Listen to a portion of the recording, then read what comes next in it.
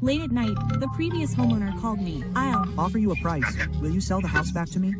Quote. This was the third time this week. No way. Don't even think about it, I replied curtly, and immediately hung up. Did you find anything in the house?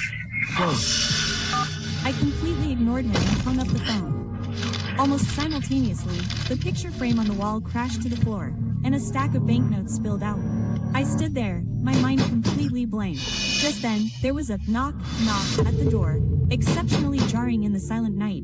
Each knock like a hammer blow to my chest. I instinctively swallowed hard. Who is it? The knocking stopped abruptly, and a sleepy male voice said, "Hey, neighbor downstairs, what are you doing?"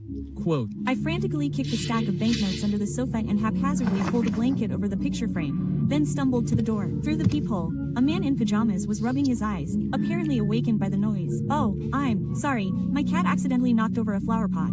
Quote. My voice was strained, and I felt incredibly nervous. The man frowned suspiciously. Quote. "Oh, you're the new tenant? Hey, I remember a man used to live here." Quote. Before I could answer, he said, Never mind, see you tomorrow. I still had to go to work today. The feeling of detachment gradually faded away, but I still clung tightly to the door. Yes, my husband and I had only recently moved in, and it was normal that we didn't know our neighbors. Although this house was old and dilapidated, the price was nearly 300,000 yuan cheaper than similar apartments in the area, which was a great option for ordinary office workers like us. I remember being stunned by the huge mural in the living room on the day we moved in. It didn't match the style of this old house at all, making it particularly eye-catching. But now I understand that there was such a big secret hidden behind this mural. My fingers traced along the cracks in the wall, and to my surprise, the entire wall cavity was filled with banknotes wrapped in plastic wrap. They were crammed in tightly, but some of the plastic wrap had broken, revealing damp paper money inside, as if it had been gnawed by rats. I subconsciously tapped the wall, and the dull sound confirmed my suspicion. This wasn't a stone wall at all, but a thin layer of plasterboard, and behind it was an entire wall of banknotes. I was completely stunned. How much money was this? Who would hide so much money in the wall? Was it the previous owner? A thought flashed through my mind, but I immediately dismissed it. Impossible. If he had hidden it, he wouldn't have sold the house to us so easily, and he certainly wouldn't. He wants to buy back this old house at a higher price. Thinking this way, he must know something. Without time to think further, I immediately took a few pictures and sent them to my husband. "Husband, come back quickly. There's money hidden in the walls of our house. I've never seen so much money in my life. What should we do? Should we call the police?" Quote. He should still be working overtime at the company at this time, and I didn't know if he would see it, but unexpectedly, the next second, my husband's voice call came in urgently. Quote. Wife, listen to me. I'm on my way home now. Don't call the police. Quote. He was breathing heavily and speaking very fast, almost not allowing me to interrupt. Quote. Don't talk to that former homeowner anymore. Think about it. He sold it at a low price back then. Why does he suddenly want to buy this house now, and even offer such a high price? He's definitely after this money. Since this house is ours, everything in the house should be ours. Quote, but I said 2 words, but he interrupted me directly again. Quote. Wife, do you know what kind of concept this money represents? With it, we can have everything. Do you want to spend your whole life saving money just to pay off the mortgage? Don't you want to live a life of luxury? With this money, what can't we buy? Quote. The call ended abruptly, and the words I wanted to say were stuck in my throat. But is this really right? Are you serious? This money is of dubious origin. Besides, the letter already indicates that he might not be willing to give up so easily. If the police find out we've handled such a large sum of money, will we get into big trouble? I've been a coward since I was little, and this sudden windfall of wealth is making me dizzy. It seems I'll have to wait for my husband to come back before we discuss this further. I went to the bathroom to wash my face, trying to calm myself down. I returned to the bedroom computer, opened the DeepSeek chat window, and quickly typed out the question. What should I do if I find a large amount of cash in the house I just bought? After a few seconds of deep thought, the answer popped up. First, determine the source of the cash and whether it is illegally obtained. If handled privately, you may face charges of embezzlement or money laundering. Quote, embezzlement and money laundering. My heart sank. Before I could think further, I heard the sound of a key being inserted into the lock in the living room, followed by the muffled sound of the door closing. My husband was back. I yanked open the bedroom door and almost stumbled into the living room. However, the next second, my blood rushed to my head, and the smile froze on my face. It wasn't my husband. What greeted me was a man wearing a baseball cap and a mask covering most of his face. He was standing motionless in the center of the living room, his gaze fixed on the area below the wall painting. There, scattered on the floor, were the banknotes I hadn't had time to tidy up in my panic. I stood frozen, unable to utter a sound, and then the man moved. I saw a glint of cold light in his hand, and I instantly understood his intention. I immediately turned and tried to run back into the room, but the next moment, I felt a heavy weight on my shoulder, and excruciating pain erupted. I gasped and fell to the ground, and almost instantly, I was stabbed again. I gasped for air, but it was stuck in my throat, as if all the air in my lungs had been instantly sucked out. Just then, the sound of the doorknob turning suddenly echoed from the doorway. Quote, damn it, who are you? Quote, followed by an incomprehensible shout. I knew my husband was back. I wanted to respond, but my throat was completely blocked. Darkness surged in like a tide, instantly engulfing my consciousness. I suddenly opened my eyes, gasping for breath. The stabbing pain in my back was gone. I looked down and saw myself sitting on the sofa, completely unharmed, as if everything that had just happened had never occurred. What's going on? Was it a dream? But it felt so real. My phone suddenly vibrated. The name flashing on the screen instantly sobered me up. I hesitated for a moment, but still swiped to answer. I'll Pay double the price. Will you sell the house back to me? Quote. No, I almost instinctively replied. A reflexive answer, and so on. As soon as I said those words, I froze. It was exactly the same. The phone went silent for a few seconds, then his voice became even lower. Didn't you find anything in the house after all this time? Quote. My fingers suddenly went cold, and an inexplicable feeling surged up from the soles of my feet. Before he could finish speaking, I abruptly pressed the hang-up button. I subconsciously looked up. The painting on the living room wall fell to the ground with a crash, revealing countless banknotes. I jumped up from the sofa as if I had been electrocuted. Isn't that right? Everything had really happened, but I don't know why I came back. Perhaps this is a chance given to me by God, but this time I must avoid being killed. I quickly reviewed my previous experience in my mind. First, I heard the sound of a key being inserted into the lock. Then I opened the door without any precautions. The man was attracted by the banknotes scattered on the floor, and then instantly developed a murderous intent towards me. Wait, I suddenly realized something. My husband and I had just moved in and hadn't had time to change the locks yet. Even the decorations and furniture in the house were left by the previous owner. That is to say, the man could only be the original owner who had never shown his face. When we bought the house, he entrusted everything to the real estate agent, and later he wanted to buy it back at a higher price, but we refused. He must be worried. These money was discovered, so they came to kill me to silence me. A sudden knock on the door abruptly interrupted my thoughts. I mechanically repeated the same words as before, and sure enough, a sleepy-looking boy appeared from the door. Neighbor, what are you doing covering up at this late hour? Quote, looking through the peephole, it was that man in pajamas again. I swallowed hard, and a crazy thought suddenly flashed through my mind. If I let him in, would our chances of surviving be greater if we faced a murderer together? But just as I reached for the door lock, I suddenly pulled my hand back. Red banknotes were scattered all over the living room floor. If he saw so much money, who could guarantee that he wouldn't have evil intentions? After all, I didn't know him at all. Thinking of this, I said, I'm sorry, my cat knocked over a flower pot. Quote, I answered the same way as before, and then the footsteps gradually faded away, exactly as I remembered. There was no time to hesitate. I quickly locked the door again. At least this would prevent the previous owner from breaking in directly with a key. Then I immediately dialed the police. Quote, hello? I found a large amount of money hidden in the wall of my house, and the previous owner is coming to kill me with a knife. The address is 46 to 301 Maji Garden. Please come immediately. Quote, the call ended, and I curled up in a ball. In the corner of the bedroom, my heart was filled with fear and anxiety. In extreme terror, I instinctively wanted to rely on the person closest to me, so I dialed my husband's number again. Quote, Hello? Quote. the moment I heard his voice, tears welled up in my eyes. Something happened. Husband, I found a lot of money hidden in the wall at home. That landlord has our house key, and he's coming to kill me. I've already called the police, but I don't know if they can get here in time. I'm so scared. Can you come back?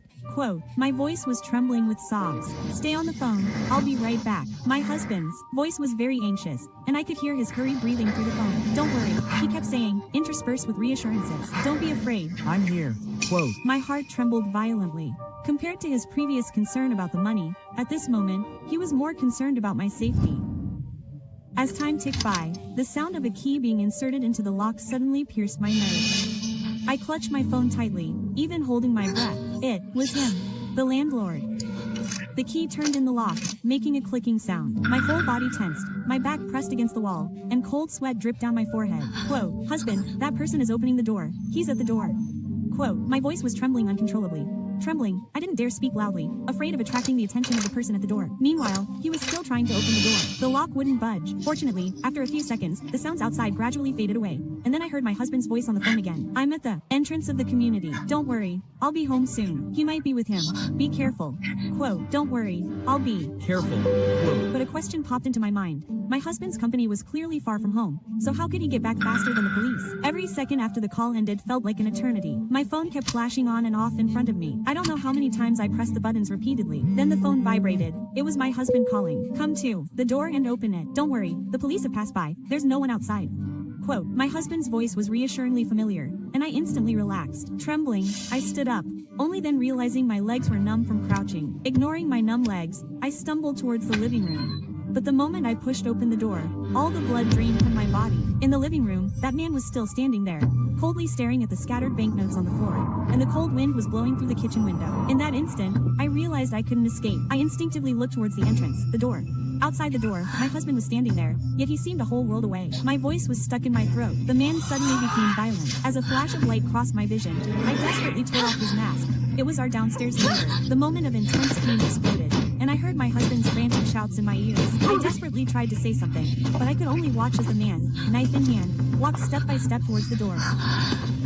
Husband, run. Opening my eyes again, I sat up abruptly, gasping for air. Cold sweat drenched my clothes. I was back. The phone on the coffee table vibrated again. After a moment of hesitation, I answered the call. I'll pay double the price. Will you sell the house back to me? The low voice sounded again, just like before, sending a shiver down my spine. Quote, okay, I've already discussed it with my husband. Let's sign the contract tomorrow. Quote, I gripped the phone, trying to reply in the calmest voice possible. I had to stall for time. There was a pause on the other end. He hung up more abruptly than last time. I breathed a sigh of relief. This time he didn't ask me that strange question. The flowers fell again, and the moment the banknotes touched my pants, I didn't have time to be shocked. I grabbed my phone and walked out of the house, because I knew that man would appear no matter what. At his house, he'll immediately pretend to be the downstairs neighbor and open the door. As long as I can leave the house, I'll be safe. The elevator button gleamed coldly under my fingertips. The sound of slippers shuffling came from the emergency exit. It was the previous owner, disguised as a neighbor, coming up to me. I pursed my lips, unconsciously fiddling with my bangs, pretending to be nonchalant. In my peripheral vision, he was still wearing those pajamas, but I could feel his slightly puzzled gaze lingering on me for a moment. All the blood in my body rushed back to my heart. Fortunately, he turned around and walked straight towards my door. The moment the elevator doors closed, there was a knock on the door. Well, the elevator slowly descended. The memory of the previous tragic death repeatedly flashed in my mind. I took deep breaths, trying to calm myself down again. Now I must find a safe place first. Rushing out the elevator, I dialed the police while running towards the quick hotel at the corner. Hello, is this the police? I rushed into the hotel room, locked the door, my heart still pounding, breathless. I then called my husband. Husband, something happened. There's a lot of money hidden in the wall of our house. That previous owner is there with a knife. I've already called the police. I'm at the quick hotel next to the police station. Come find me. Quote. Then came his hurried voice. Quote. Good wife, I really will hurry. Quickly send me the hotel address. Quote. His abruptness made my heart clench. The images of the previous brutal deaths suddenly flashed into my mind. I gripped my phone tightly, my voice firm and resolute. Husband, listen, you absolutely cannot have any other thoughts. He will kill us. This time you must listen to me. Quote, my voice was very firm, and he seemed stunned. Quote, okay, don't worry. Quote, this different tone made me subconsciously breathe a sigh of relief. He should have listened, right? Only then did I feel the blood in my body slowly warming up again. This time we should be safe. Just as the thought crossed my mind, I suddenly realized something was wrong. Why was there traffic noise in the background during the call? Wasn't he at home? There seemed to be the same background noise in the previous calls, but I was too panicked at the time and completely ignored it. Moreover, he was able to get home so quickly every time. Could it be that he was actually nearby? I sat on the edge of the bed, staring at my phone, as time ticked by. But my heart became increasingly restless. What's going on? According to my calculations, my husband should have arrived at the hotel by now. I dialed my husband's number again, but no one answered. I sent him another voice message. Quote, husband, how much longer will you be? Why aren't you answering the phone? Quote, no reply to my calls. I don't know why, but I had a bad feeling. Fortunately, this time the phone rang a few more times before suddenly connecting, but it wasn't a normal connection. It was more like an accidental touch. The sound on the phone was chaotic, like a fight, and then suddenly another terrifying scream pierced through the receiver, instantly sending chills down my spine. The call disconnected again. I rushed home as fast as I could, running desperately, constantly asking myself, why? Why did I have to take this risk?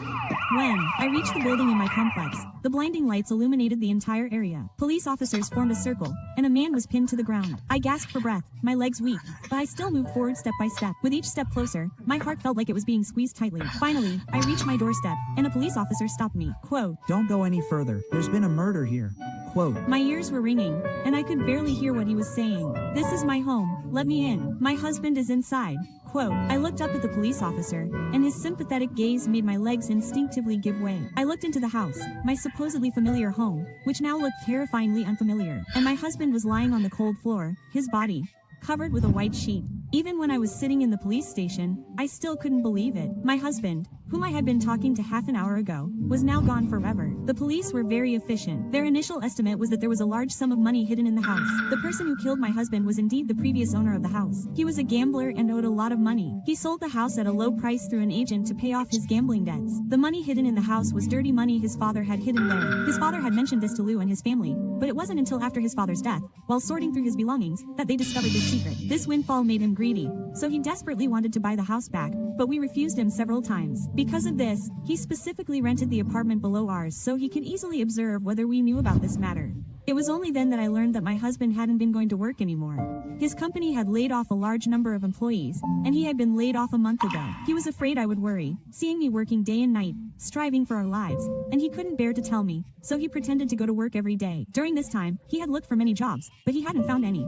He found a suitable job, so he started delivering food. But the pressure of repaying the loan made his life unbearable, until he heard me mention this money, which suddenly gave him an inappropriate idea. If his father took just a little bit, his family could live a much better life. He just didn't expect to run into his former landlord. Hearing this, tears streamed down my face. I thought about how late he came home every day, sometimes even dirty. I had asked him about it, but he always smiled and said that the project was urgent lately, and he might have gotten dirty somewhere without noticing. Should I have cared more about him? If I had been more assertive, would he not have been so tired? Could I still go back? Or would I be stuck in this cycle forever, never seeing him again? Guilt washed over me like a tide. I sat on the chair, my eyes vacant, and I don't know when I fell asleep. The phone rang again. I suddenly sat up from the chair and looked around. This is my home. I'm back. The phone screen showed the former landlord's number. This time, I wasn't panicked, just relieved. I answered the phone calmly, talked about selling the house, and then hung up. I called again, but this time I didn't care about him anymore. I walked out just like before, the front door of our house. This time, I have to save my husband. I found a quiet place, and after making sure no one was around, I immediately called the police, and then dialed my husband's number. When the phone rang, I heard my husband's familiar voice, and I instantly burst into tears. Quote, Wife, what's wrong? Who bullied you? Quote. "It's nothing, I'm just happy." Quote, I took a deep breath. Quote, "Husband, a large amount of cash was found at home, but listen to me." Quote, I immediately stopped my husband from saying anything further. "He's coming this way. I just saw him. He has a knife in his hand. Don't be silent." Quote, I interrupted him, clutching the phone tightly, as if this was my last chance to hold on to him. "You said you wanted me to live a life where I could hold my head high, but that money is tainted." The wind whistled past my ears, mixed with his hurried breathing. "Think about it. If we take this money, every good day we have from now on will become a fantasy built on lies. We can face any difficulties together, right? We can't forget our original intentions." Quote, "I've already called the police," I whispered. "I'm at the elementary school entrance waiting for you. Let's go eat noodles with sauce." Quote, I suddenly laughed, but tears streamed down my face onto the phone screen. "Remember? That was our first date when we had no money." Quote,